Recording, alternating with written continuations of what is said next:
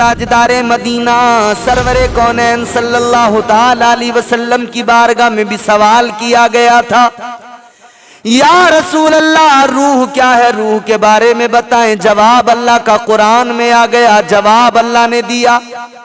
क्या जवाब दिया?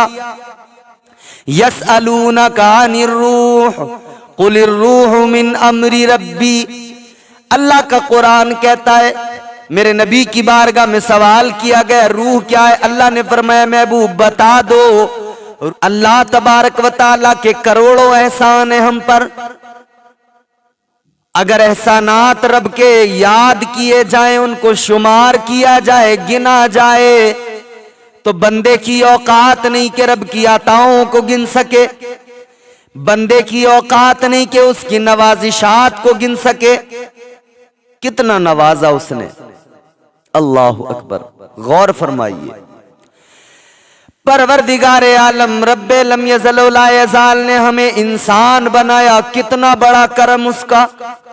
वो चाहता तो कोई कीड़ा बना देता, वो चाहता तो कोई जानवर बना देता, लेकिन उसने तमाम मखलूकात में अफजल बनाया, अशरफ का खिताब दिया, इंसान को अफजल बनाया। अल्लाह तबारक व तआला ने पहला इंसान जब दुनिया में बनाया तो आम इंसान नहीं बनाया, अल्लाह ने अपने नबी को बनाया। हजरत आदम अलैहिस्सलाम को पैदा किया, अल्लाह ने नबूवत और रिसालत से नवाजा। और उसकी शान ये है, वो जो चाहता है वो करता है, जो चाहता है जब चाहता है जैसा चाहता है वो करता है। परवरदिगार आलम की शान यह है, अल्लाह का कुरान कहता है इन्नल्लाह अला कुल्ली शैइन कदीर। उसकी कुदरत कामिला का जवाब नहीं है, वो हर शय पर कादिर है। उसकी मर्जी के बिना पत्ता भी नहीं हिलता, और वो जब इरादा कर ले तो उसका इरादा नहीं बदलता है। उसने लफ्ज़े कुन से कायनात को वजूद बख्श दिया, उसने कहा कुन हो जा तो फिर फयकून, सब कुछ हो गया। अल्लाह तबारक व तआला ने इंसान को बनाया, हजरत आदम अलैहिस्सलाम को बनाया, नबूवत और रिसालत से नवाजा। और हजरत आदम अलैहिस्सलाम को जब अल्लाह ने पैदा किया, जब आपका मुजस्समा तैयार हुआ मिट्टी से, तो आपके जिस्म के अंदर फिर अल्लाह ने जब रूह डाली तो रूह ठहरती नहीं थी, रूह का कयाम नहीं हो सका, रूह ने कयाम नहीं किया जिस्म के अंदर, मुजस्समे के अंदर। रूह क्या है, ये भी एक सवाल है। बाज लोग सवाल करते हैं कि जी ये रूह जो है क्या है। इंसान के जिस्म के अंदर रूह ना हो तो हाथ हिल नहीं सकता, पैर उठ नहीं सकता, जबान चल नहीं सकती है, आंख खुल नहीं सकती है। हाथ चल रहा है, मुंह से आदमी खा रहा है, बोल रहा है, जबान काम कर रही है, पैरों से चल रहा है, ये रूह का कमाल है। इंसान मरता है तो क्या होता है, जिस्म से रूह तो निकलती है ना। रूह है क्या, किस चीज से बनी, किस मटेरियल से बनी। जिस्म मिट्टी से बना, पता है, अल्लाह ने मिट्टी से बनाया जिस्म को, लेकिन रूह किस चीज से बनाई अल्लाह ने, वो क्या है, उसकी हकीकत क्या है, और उसकी अहमियत तो आप बखूबी जानते हैं। आंख में नूर है, आंख देखती है, रूह ना हो तो आंख देखना बंद कर दे। कानों को अल्लाह ने कुव्वत सिमात दी है, तो कुव्वत सिमात भी तब तक काम करती है जब तक के इंसान के जिस्म के अंदर रूह बाकी है। रूह जिस्म से निकल गई, कान सुनता नहीं, आंख देखती नहीं, हाथ हिलता नहीं, जबान बोलती नहीं, पैर से चला नहीं जाता, इंसान बेबस। फिर उसे मिट्टी से बना हुआ जिस्म मिट्टी के हवाले कर दिया जाता है, कब्र में दफना दिया जाता है। मिन्हा खलकनाकुम व फीहा नुईदुकुम व मिन्हा नुखरिजुकुम तारतन उखरा। इसी मिट्टी से पैदा किया अल्लाह तबारक व तआला ने, इसी मिट्टी से पैदा किया। यही मिट्टी है इंसान की तख्लीक में, अल्लाह ने जमीन से ही तो मिट्टी मंगवाई। चार मुकर्रब अल्लाह के फरिश्ते, चार मशहूर फरिश्ते, हजरत जिब्राईल अलैहिस्सलाम सैयदुल मलाइका, सारे फरिश्तों के सरदार हजरत जिब्राईल अमीन, अल्लाह ने उनको मिट्टी लेने भेजा। वो जमीन से मिट्टी लेने आए मगर जमीन रोने लगी, रहम आ गया, खाली हाथ वापस चले गए। फिर हजरत मीकाईल आए जमीन से मिट्टी लेने के लिए, जमीन फिर रोने लगी, मिट्टी न लेकर जाओ, इस मिट्टी से अल्लाह इंसान को बनाएगा, वो इंसान जो जमीन पर खूरेजी करेगा, जो जमीन पर फितना व फसाद करेगा। जमीन रोई, इनको भी रहम आ गया, खाली हाथ चले गए। अल्लाह ने फिर जनाब इसराफील को भेजा, वो भी आए, जमीन रोई, खाली हाथ चले गए। और आखिर में हजरत इजराइल अलैहिस्सलाम आए, जिनको मलकुल मौत कहा जाता है। उन्होंने जमीन का रोना नहीं देखा, जमीन का गिड़गिड़ाना नहीं देखा, मिट्टी उठाकर अल्लाह की बारगाह में पहुंच गए। अल्लाह ने फरमाया तुम मिट्टी लाए हो, क्या जमीन नहीं रोई? कहने लगे परवरदिगार जमीन तो रोई मगर मैंने तेरे हुक्म को देखा, जमीन के रोने को नहीं देखा। मैंने जमीन के रोने को नहीं देखा परवरदिगार, तेरे हुक्म को देखा। अल्लाह तबारक व तआला ने फरमाया तुम मिट्टी लेकर आए हो, मिट्टी से इंसान बनेगा, फिर बाद में इसी इंसान को फिर मिट्टी में मिलाया जाएगा, इसके जिस्म से रूह निकाली जाएगी, वो ड्यूटी भी तुम्हारी लगेगी। आज मिट्टी तख्लीक के लिए तुम लाए हो, कल मिट्टी में मिलाया जाएगा, जिस्म से रूह भी तुम ही निकालोगे। अल्लाह ने ड्यूटी उन्हीं को दे दी, उन्हीं को मलकुल मौत कहा जाता है। हजरत इजराइल अलैहिस्सलाम मलकुल मौत, वही रूह जिस्म से निकालते हैं। मेरे अजीजों गौर करो, अल्लाह ने जिस्म में हजरत आदम अलैहिस्सलाम की रूह डाली। रूह क्या है? मेरे आका नबी अकरम ताजदारे मदीना सरवरे कौनैन सल्लल्लाहु ताला अलैहि वसल्लम की बारगाह में भी सवाल किया गया था, या रसूल अल्लाह रूह क्या है, रूह के बारे में बताएं। जवाब अल्लाह का कुरान में आ गया, जवाब अल्लाह ने दिया। क्या जवाब दिया? यसअलूनका अनिर रूह कुलिर रूह मिन अमरी रब्बी। अल्लाह का कुरान कहता है, मेरे नबी की बारगाह में सवाल किया गया रूह क्या है। अल्लाह ने फरमाया महबूब बता दो, रूह जो है वो अल्लाह का हुक्म है, अमरे रब है। रूह एक नूर है, एक उजाला है, रोशनी है। आप अपने घरों के अंदर रोशनी करते हो, उजाला करते हो, वो उजाला फैलता तो हर जगह है मगर पकड़ में नहीं आता। रोशनी को कैद नहीं किया जा सकता है, पकड़ में नहीं आती है। इसी तरह से रूह है, नूर है, एक रोशनी है, जिस्म के अंदर है। जब तक है तब तक जिस्म में हरकत है, जब तक रूह है दिल धड़क रहा है, जब तक रूह है हर चीज काम कर रही है। रूह निकल गई, हर चीज काम करना छोड़ देती है। इंसान गौर तो कर, अल्लाह ने क्या क्या तुझे दिया है। रूह जिस्म में डाली तो फिर हर जिस्म का हर हिस्सा, हर उज़्व काम करने लगा। अल्लाह के एहसानात देखो यार, अल्लाह ने रूह जिस्म में डाली है। जिस्म का और रूह का रिश्ता कितना करीबी, एक दूसरे से अलग हो तो इंसान का वजूद ही खत्म हो जाता है, उसे फिर मौत आ जाती है, मर जाता है। और जब तक रूह है वो जिंदा है। एक जिंदगी ये है। अल्लाहु अकबर कबीरा। जिस्म के अंदर रूह, हजरत आदम अलैहिस्सलाम के जिस्म में जब अल्लाह ने रूह को डाला, ठहरी नहीं, रूह ने कयाम नहीं किया, बाहर निकल आई। दूसरी मर्तबा डाला, फिर भी नहीं ठहरी। अल्लाह ने फरमाया रूह तू ठहरती क्यों नहीं है, कयाम क्यों नहीं करती? कहने लगी परवरदिगार, जिस जिस्म के अंदर, जिस वजूद के अंदर तू मुझे डाल रहा है मौला, इसके अंदर अंधेरा है, इसके अंदर अंधेरा है या अल्लाह, इसके अंदर इतना अंधेरा है कि मैं रुक नहीं पा रही हूं। अल्लाह ने फरमाया अच्छा। अल्लाह तबारक व तआला ने उस अंधेरे को दूर करने के लिए हजरत आदम अलैहिस्सलाम की पेशानी में नूरे मुस्तफा रख दिया।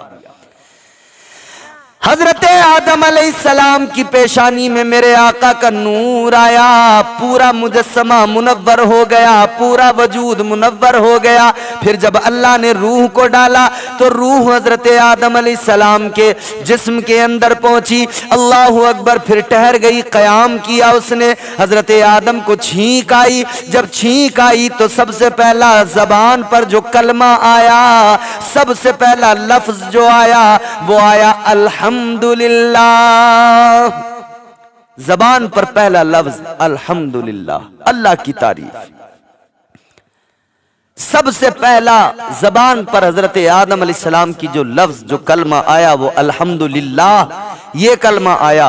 और फिर अल्लाह ने जब कुरान नाजिल किया, आखिरी किताब जो मेरे हुजूर पर अल्लाह ने कुरान नाजिल किया, उसकी इब्तिदा भी सूरह फातिहा से हुई, अल्हम्दुलिल्लाह लफ्ज से हुई। अल्हम्दुलिल्लाहि रब्बिल आलमीन। तमाम तारीफें परवरदिगार के लिए, उस रब के लिए जो तमाम आलमीन का रब है, तमाम जहानों का खुदा है। ये शान है परवरदिगार की। और मैं बार बार वो शेर पढ़ता हूं, मुझे बड़ा पसंद है। और मेरे बहुत सारे अहबाब, बहुत सारे दोस्त ऐसे हैं जो मुझसे बार बार फरमाइशें भी करते रहते हैं, हजरत वो शेर जरूर सुनाएं, पसंद आता है। गर्दिश में कहा उसके मुकद्दर का सितारा, हो जिसको मयस्सर तेरी रहमत का सहारा। तन्हा है, अकेला है, तू यकता है, अहद है, गैरत तेरी करती नहीं शिरकत को गवारा। हक ये है कि तुझ बिन कोई माबूद नहीं है तेरे सिवा कौन मददगार हमारा।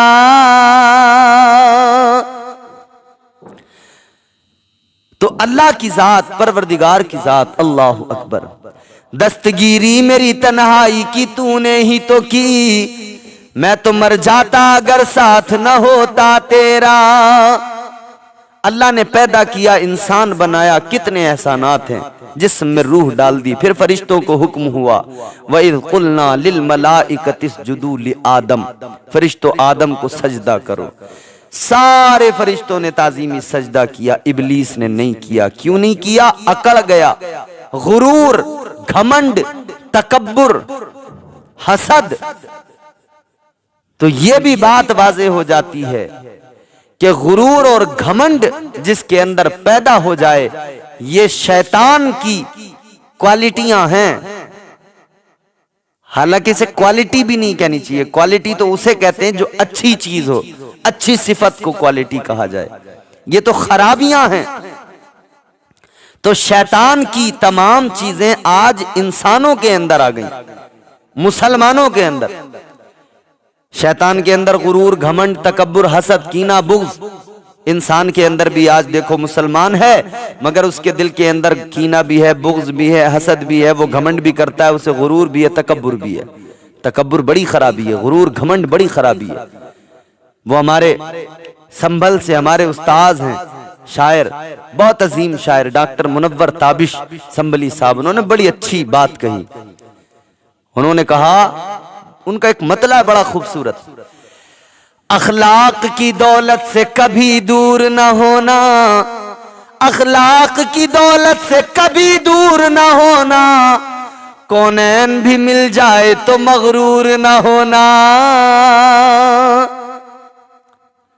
इंसान के अंदर अखलाक होना चाहिए, उसके अंदर गुरूर, घमंड, तकब्बुर ना हो, उसके अंदर नरमी हो, झुकाव हो।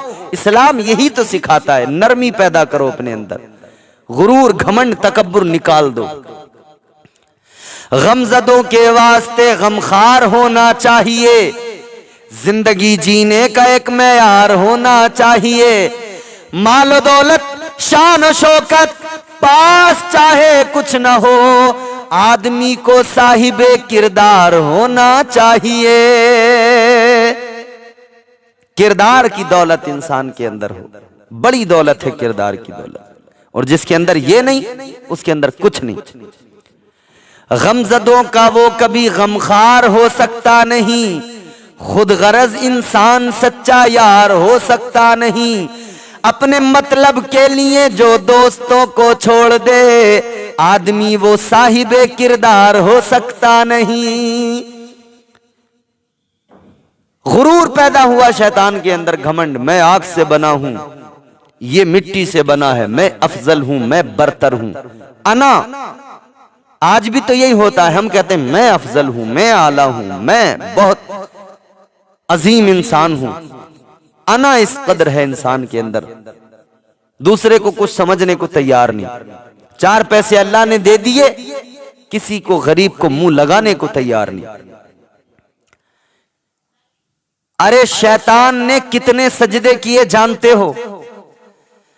फरमाया गया अगर शैतान के सजदों को जमीन पर फैलाया जाए, शैतान ने इतने सजदे किए, इतने सजदे किए, अगर उसके सजदों को जमीन पर फैलाया जाए, एक राई के दाने के रखने की भी जगह जमीन पर बाकी न रहे, इतने सजदे किए। मगर जब अकड़ गया, गुरूर उसके अंदर आया, एक सजदा गुरूर तकब्बुर की बुनियाद पर हुक्म खुदा का इनकार कर दिया, एक ताजीमी सजदा नहीं किया। इबादत के सजदे हजारों लाखों किए, एक ताजीम का सजदा नहीं किया, हुक्म खुदा पर अमल नहीं किया, अल्लाह ने मरदूद बना दिया, अल्लाह ने लानत का तोक उसके गले में डाल दिया। तो पता ये चला गुरूर की बुनियाद पर अल्लाह लानत का तोक गले में डाल देता है। ऐ लोगों, गुरूर घमंड को अपने अंदर कभी ना आने देना, इसलिए कि अगर गुरूर आ गया तो अल्लाह की लानत को भी साथ लेकर आएगा। अगर घमंड आ गया तो लानत अल्लाह की साथ में आएगी, इस बात को याद रखना, कभी गुरूर ना करना। अखलाक की दौलत से कभी दूर ना होना, कौनैन भी मिल जाए तो मगरूर ना होना। और ये गुरूर इंसान को तबाह कर देता है, ये तकब्बुर तबाह कर देता। आज आप देखें, बड़े बड़े बादशाह दुनिया में हुए, बड़े बड़े ताकतवर लोग हुए। फिरौन जैसा बादशाह भी हुआ, 450 साल तक जिसके सर में भी दर्द नहीं हुआ। नमरूद जैसा बादशाह भी हुआ, शद्दाद जैसा भी बादशाह हुआ। उसकी दौलत कितनी, उसने दुनिया में जन्नत बनवाई। कारून जैसा मालदार हुआ, जिसके पास बड़ी दौलत, बड़े खजाने। मगर गौर तो करो, अल्लाह ने क्या अंजाम किया उनका। कारून जमीन में धंस गया, नमरूद को एक मच्छर ने, लंगड़े मच्छर ने दिमाग खा खा के मार डाला। फिरौन दरिया में गर्क हो गया। किस लिए? इन्हें घमंड था कि हम बहुत ताकतवर हैं। अल्लाह ने घमंड नमरूद का तोड़ा कि तेरी ताकत, तेरी औकात, तेरी बिसात क्या है, मैं जब चाहूं तेरे जैसे बड़े बड़े ताकतवरों को खत्म कर दूं। तू अपनी ताकत पे घमंड करता है, एक मच्छर तेरी ताकत के घमंड को तोड़ने के लिए काफी है। एक लंगड़े मच्छर ने सारा घमंड तोड़ दिया। चेहरा कमर काब्र से काला करा दिया, जुगनू से तूने मौला उजाला करा दिया। जब भी हिफाजतों पे करम आ गया तेरा, मकड़ी से गारे शोर में जाला करा दिया। मारने पे आए तो लंगड़े मच्छर से मरवा दे, और बचाने पे आए तो मकड़ी के जाले से हिफाजत फरमा दे। ये उसकी शान है। मगर जो अकड़ता है, अल्लाह उसे जलील कर देता है। अल्लाह अकड़ने वाले को रुस्वा कर देता है, जलील कर देता है। लानत उस पर अल्लाह की आती है। नमरूद को एक मच्छर से अल्लाह ने, तू अकड़ेगा? अरे कितनी ताकत रखते हो? कोई इंसान कितनी ताकत रखता है, क्या कर सकता है, औकात क्या है इंसान की? मिट्टी से पैदा होने वाला इंसान अपने आप को न जाने समझता क्या, मगर इसकी औकात क्या है। अल्लाह तबारक व तआला ने फरमा दिया कुरान मजीद के अंदर, अल्लाह ने ऐलान कर दिया, या माशरल जिन्नि वल इंसी इन इस्ततातुम अन तनफुदू मिन अक़तारिस समावाति वल अर्द फनफुदू ला तनफुदूना इल्ला बिसुल्तान। अल्लाह ने ऐलान कर दिया, चाहे जितना जोर लगा लो, सारे इंसानों को जमा कर लो, दुनिया के सारे जिन्नात को जमा कर लो, फिर पूरी ताकत लगा लो, जितना जोर लगाना है लगा लो, मगर याद रखना जहां भी जाओगे अल्लाह की ताकत का नजारा करोगे, अल्लाह की कुदरत देखोगे, अल्लाह की ताकत के जलवे देखोगे। किसी में औकात है जो परवरदिगार आलम से टकराए, अल्लाह से टकराने की हिम्मत को जसारत रखता है। नमरूद ने तो कहा था मैं रब के साथ जंग करूंगा। हजरत इब्राहिम अलैहिस्सलाम ने दावत हक दी उसे। वो कहने लगा मैं तुम्हारे किसी खुदा को नहीं मानता, मैं खुद खुदा हूं, और अगर तुम कहते हो तुम्हारा कोई खुदा है, तुम किसी आसमानी खुदा को मानते हो, तो मैं उस खुदा से ऐलान जंग करता हूं, मैं उससे जंग करूंगा। खुदा से जंग करने का ऐलान कर दिया। अब इसने क्या किया, ऐसे मौके पे शैतान बड़ी जल्दी आता है। इसने ये सोच रहा है कि कैसे मैं जंग करूं, मुझे आसमान की बुलंदियों पे जाना है, अल्लाह से जंग करनी है। हालांकि अहले सुन्नत वल जमात का अकीदा यह है कि अल्लाह हर जगह मौजूद है। बाज लोगों का नजरिया और अकीदा यह है कि अल्लाह आसमानों पर है। शायद नमरूद भी यही नजरिया रखता होगा उस वक्त में कि इनका खुदा आसमानों पर है। उसने कहा मैं उस खुदा से जंग करूंगा। 2 गिद्ध पाले गए। शैतान ने आइडिया दे दिया, गिद्ध पालो। बड़े बड़े गिद्ध पाले गए, गिद्ध पाले गए, बड़े बड़े गिद्ध, बहुत खिलाया पिलाया, उन्हें तैयार किया, ताकतवर। और उन गिद्धों को पालने के बाद में उन्हें कई दिन तक भूखा रखा गया, और कई दिन भूखा रखने के बाद में उनके सरों के ऊपर को गोश्त के टुकड़े बांधे गए ताकि वो भूख की वजह से गोश्त की तरफ बढ़ें, और नीचे अपने बैठने के लिए कुछ इंतजाम किया गया कि गिद्ध जब गोश्त को देखकर ऊपर को उड़ेंगे तो वो ऊपर को उड़ते जाएंगे और ये नीचे उसमें बैठे होंगे। अपने बैठने का जो इंतजाम किया उन्होंने, नमरूद ने इंतजाम करवा लिया। शैतान ने आइडिया दे दिया, ऊपर को गोश्त बांधो। कई दिन भूखा रखा उन गिद्धों को। अब गिद्धों ने उड़ना शुरू कर दिया, नमरूद बैठ गया उसके अंदर। गिद्धों ने उड़ना शुरू कर दिया, उड़ने लगे, उड़ते गए, ऊपर को जाते गए। जब बहुत बुलंदी पर पहुंच गए गिद्ध, अल्लाह अकबर कबीरा, इसने तीर निकाला और यूं तीर निकाल के चलाने लगा। कहने लगा मैं खुदा को कत्ल करूंगा, खुदा के तीर मारूंगा, माज़अल्लाह। अल्लाह अकबर। जब इसने तीर चलाया, अल्लाह ने बुलबुल सिदरा से फरमा दिया, ऐ जिब्राइल, ये आया है और ये चाहता है कि ये मुझसे जंग करना चाहता है। जिब्राइल आ गया है और ये आसमानों की बुलंदी की तरफ आ रहा है। तो बुलबुल सिदरा, एक काम करो, इसका वहम जो है बना रहने दो। एक मछली लेकर जाओ, ये तीर चलाएगा, वो तीर मछली में लगेगा, तीर खून आलूद होकर इसके पास में वापस जाएगा, ये तीर पर खून लगा देखेगा। अल्लाह अकबर कबीरा।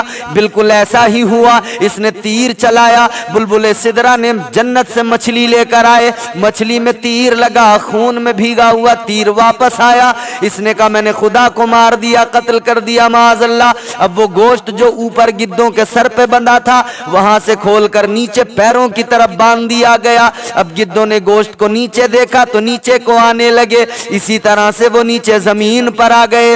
नमरूद तीर दिखा दिखा के लोगों को कहने लगा, ऐ लोगों देखो, मैंने इब्राहिम के खुदा को कत्ल कर दिया है, मैंने इब्राहिम के खुदा को मार दिया है, माज़अल्लाह। हजरत इब्राहिम अलैहिस्सलाम ने फरमाया, ओ नादान, वहम निकाल दे। ओ नादान, तू समझता है मेरा खुदा कोई जिस्म रखता है कि तूने उसको तीर मारा वो मर जाएगा? याद रख ले, मेरा रब तो वो है, मेरा परवरदिगार तो वो है जो हमेशा से है, हमेशा रहेगा।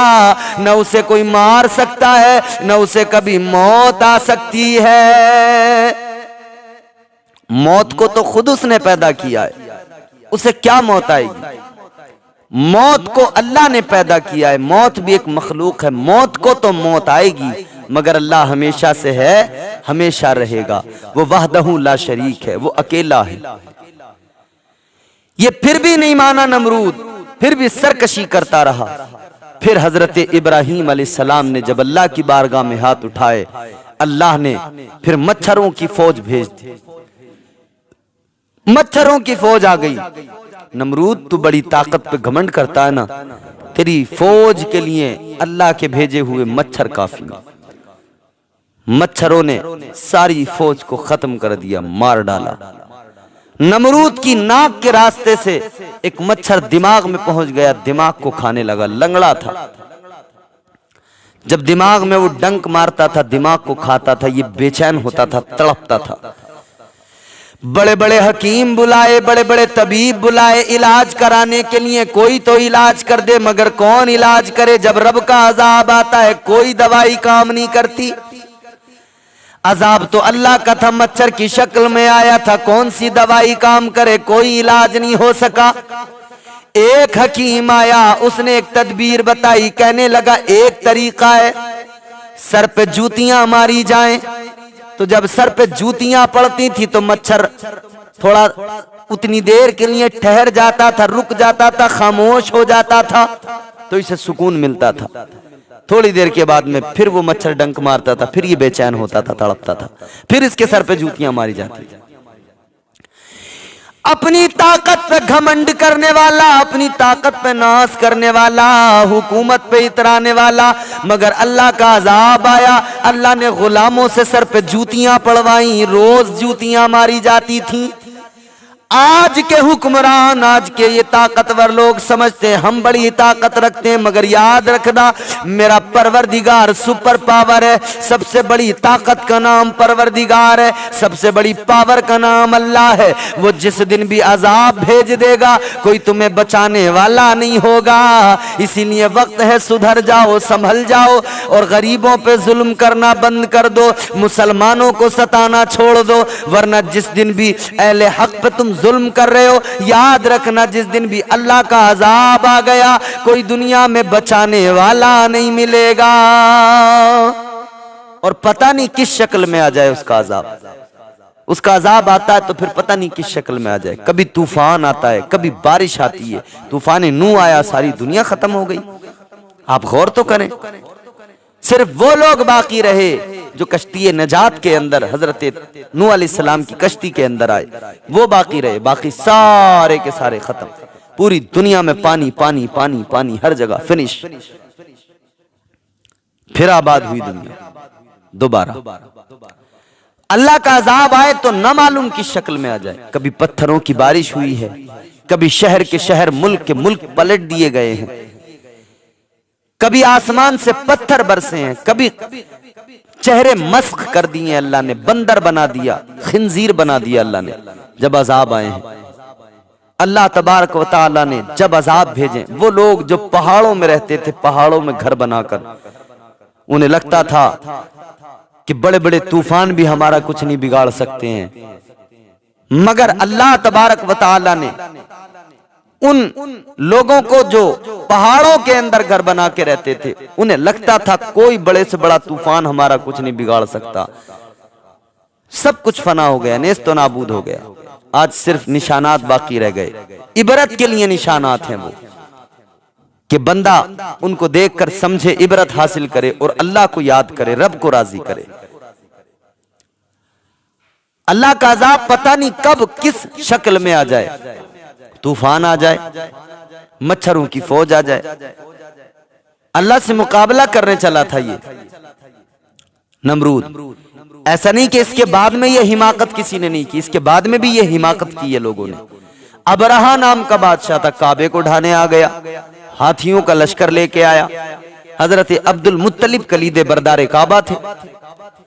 आपके ऊंट पकड़ लिए गए, आपको खबर मिली, आप गए उसके पास में। तो काबे का मुतवल्ली जब पहुंचा तो उसे लगा कि ये इसलिए आए हैं। हजरत अब्दुल मुत्तलिब से वो कहने लगा, अब रहा ए अब्दुल मुत्तलिब, डर गए, मेरे हाथियों को देखकर खाइफ हो गए, इसलिए मुझसे मुआफी मांगने आए हो। हजरत अब्दुल मुत्तलिब, मेरे नबी के दादा जान ने फरमाया, न मैं तेरे लश्कर से खाइफ हुआ, न मैं डर के मुआफी मांगने आया, न मैं ये कहने आया कि तू काबे को न ढा, इसलिए कि काबा अल्लाह का घर है, अल्लाह अपने घर की हिफाजत खुद फरमाएगा। मैं तो इतना कहने आया हूं, जो तेरे लश्कर ने मेरे ऊंट पकड़े वो ऊंट वापस कर दे। काबे का मुहाफिज अल्लाह है, अपने घर की हिफाजत खुद अल्लाह फरमाएगा। तो क्या हुआ? अबाबीलों का लश्कर आया। अल्लाह ने कुरान में जिक्र फरमाया, अलम तरा कैफ फ़अल रब्बुका बि अस्हाबिल फील अलम यजअल कैदहुम फी तग़लील व अरसल अलैहिम तयरन अबाबील तरमीहिम बिहिजारतिन मिन सिज्जील फजअलहुम कअस्फिम माकूल। पूरी सूरह मुबारका। अब रहा कि हाथियों के लश्कर पर अल्लाह ने किसको मुकर्रर किया? अबाबील, छोटा